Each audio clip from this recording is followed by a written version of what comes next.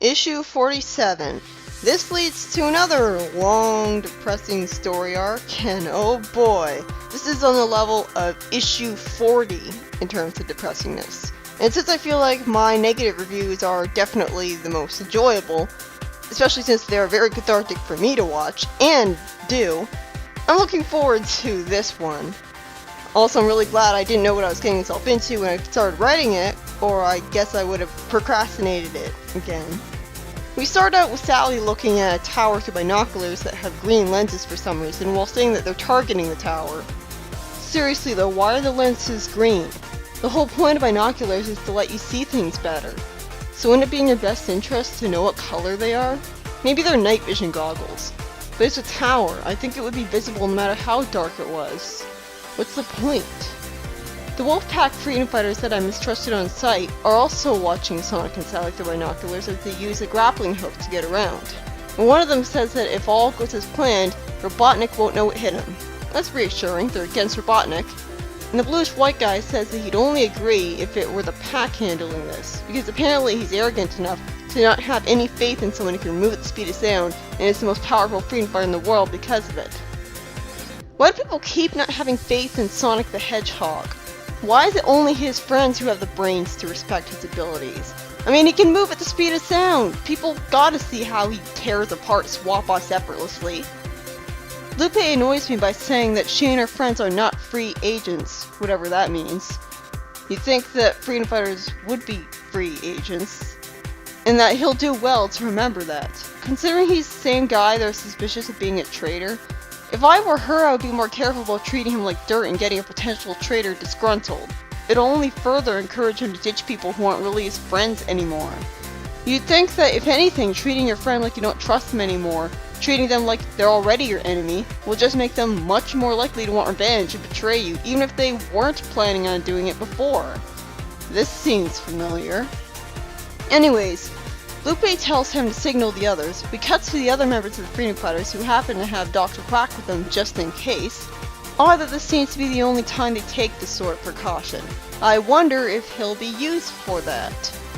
And Antoine gets a message from his communicator that Sonic and Sally have reached their destination, and that the Wolfpack is ready to move in. Antoine tells Draco in irritation that they move in when they get the signal, and not a second sooner. Tensions are really high against this guy. Do they want me to feel sorry for him? That's sending mixed messages, especially since he's very much a villain. Huh, Antoine's friends actually call him out on this, even if it is merely to say that the Wolfpack knows what they're doing. I can't blame Antoine for being edgy though. That one is pretty funny considering what people associate with edgy in the Sonic universe. Edgy and Antoine don't belong in the same sentence together. Although I know that's not what he actually meant by edgy, but he should have said on edge if that's what he was saying. Sally seems dizzy briefly, and it's implied that the recent events with the suspicion campfire and her father supposedly recovering magically made that happen. Just before I could call out the recap of being a waste of time, the king gives us new dialogue.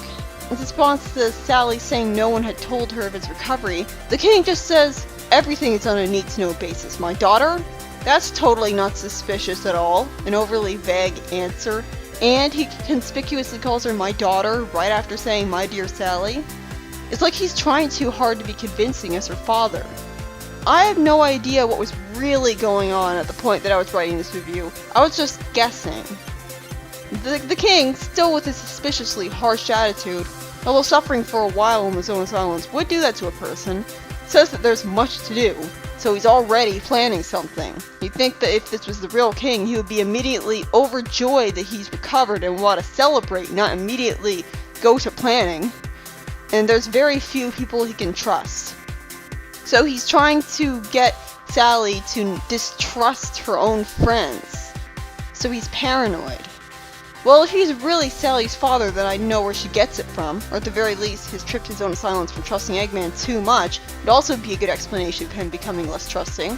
But it could be also another sign that he's not the real king. He tells Sally that Robotnik is set to unleash his most devastating attack yet. How would you know that?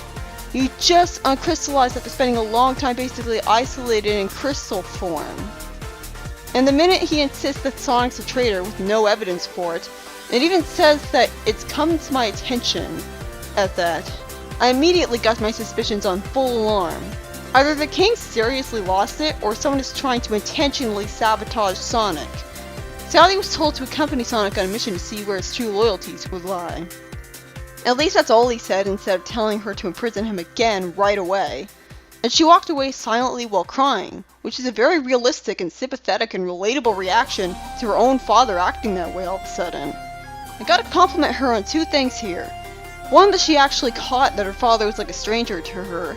And two, that she seems to have finally gotten it in her head that Sonic would never betray her. I say seems because I have absolutely no faith in any of the Freedom Fighters anymore to not assume Sonic would betray them at the drop of a hat after 2 stories, both of which entire arcs, dedicated to their lack of trust in him. Doesn't help that with Rotor accusing Antoine of sending in egg robots against them right after he helped them, Sonic isn't the only one of them who's vulnerable to random suspicion.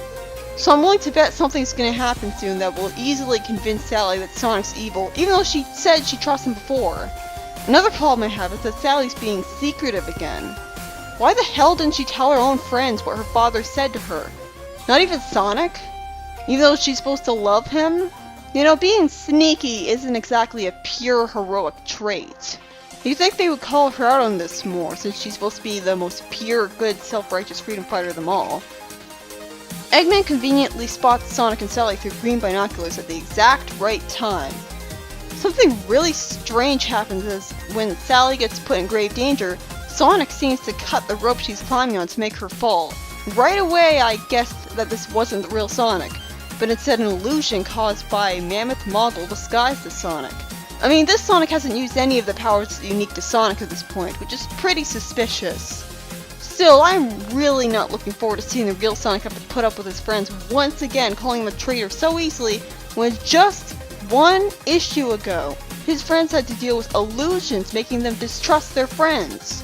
You'd think by this point they'd be genre savvy enough to not assume Sonic's turned against them so easily, but instead assume that's not the real Sonic. But no, because the writers want drama. After Bunny makes us think she's going to do something useful and catch Sally before disappointing us, and the wolf pack with cool weapons helping instead, Sonic seems to prove that he is the real Sonic by dodging Eggman's attacks. Either that or the real Sonic was far from Sally to the point of being here all along, while the fake Sonic was way closer to Sally for the trick. After Eggman and Snively go down an elevator, and Sonic reflects some lasers with something shiny, Sonic proves that I was onto something by asking, "Where's Sally?" So he had gone on without her uncharacteristically, even though they're on a mission together, and that's why he got framed. That's such great writing. Not arbitrary at all. Sally is revealed to be injured and still unconscious, though they don't have the guts to actually show her with any sort of injuries whatsoever, not even bruises. And the wolf pack, using some cool fire shooters, says that they'll draw attention to themselves so that Bunny can take Sally to the plane. Who would have flown the plane back? He does know that Tails can fly a biplane, right? Tails did it at the start of the Sonic 3 adaptation. Whatever.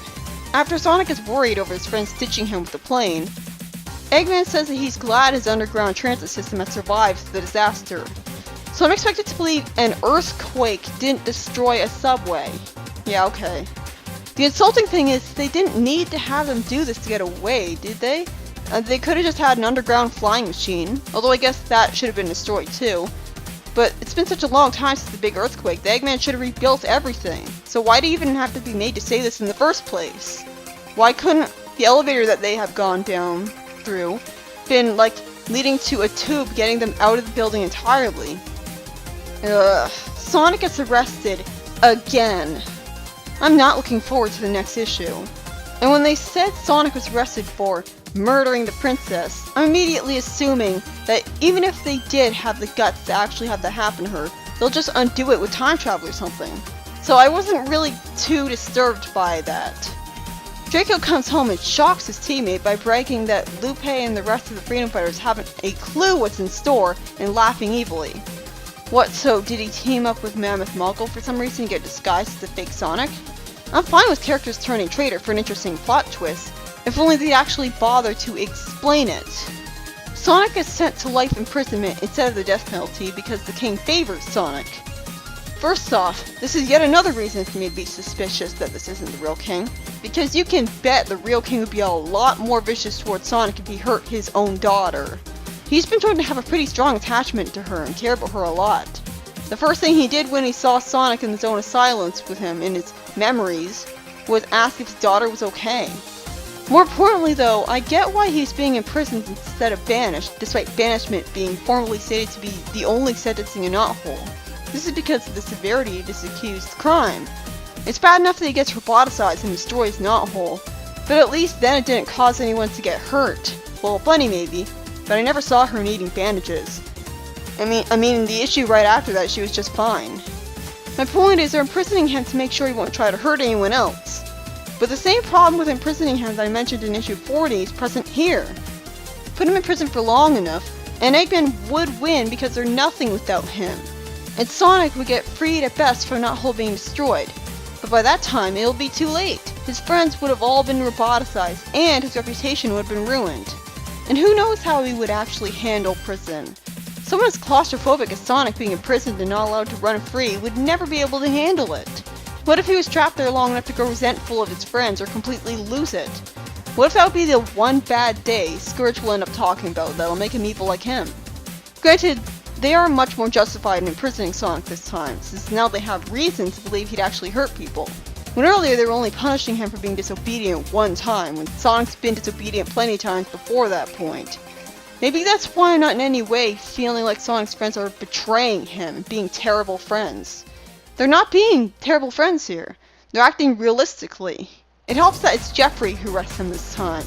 Jeffrey isn't supposed to be his friend. He's already been established to not like him. Eggman, who thought to watch the sentencing from a monitor, laughs that Sonic is taking the fall, proving that I was right to be suspicious of him the whole issue for his unusually smug behavior that entire issue. But now I have two questions. One, I didn't know Eggman could make illusions like Mammoth Mogul could. Did he enlist his help? Or maybe he just used an exact duplicate robot of Sonic, finally actually making use of his look-alike robots.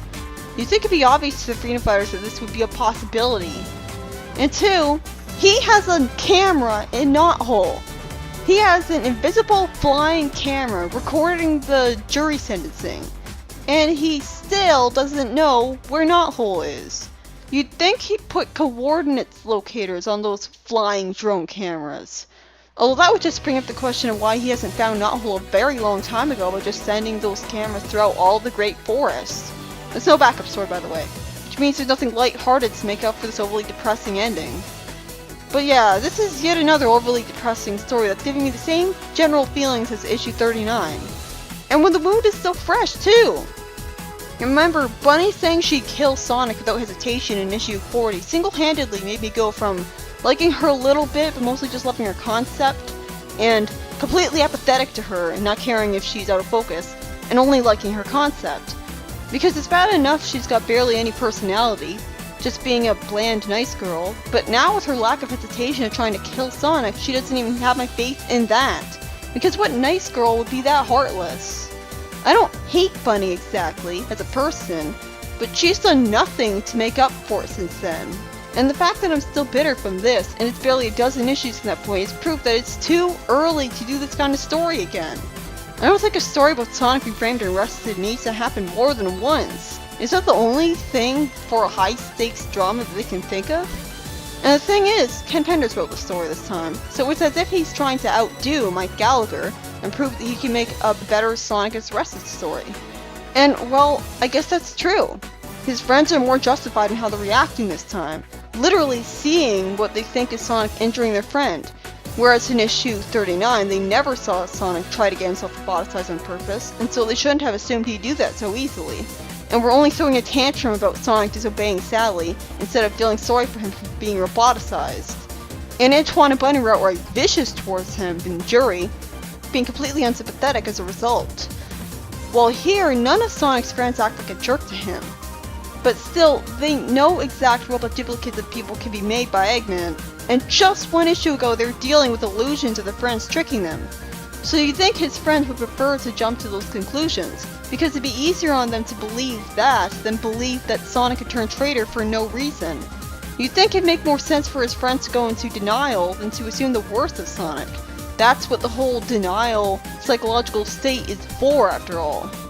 But unlike with Fang showing up and dropping a dumbbell on Sonic out of nowhere, I can't say that Sonic being framed is a diabolic ex machina, because it makes perfect sense that would happen. It makes perfect sense that a fake Sonic would be used to frame Sonic, especially after a similar thing happened just an issue ago. So basically, Penders did this kind of story better in every possible way. Makes sense since he is more used to writing serious stories. So he did the story better, except for the tiny detail that the mere premise of him getting in such trouble is too depressing, an inherent problem that could only be avoided by not writing this kind of story at all. He learned every single lesson except the lesson that he should have. That he shouldn't have really even tried. Especially since this whole story arc is going to lead to a bunch of other more interesting stories that don't really need to have Sonic be on the run during it. Well, I haven't finished that story arc at the time of this recording. Maybe they do, but yeah, I don't really like this.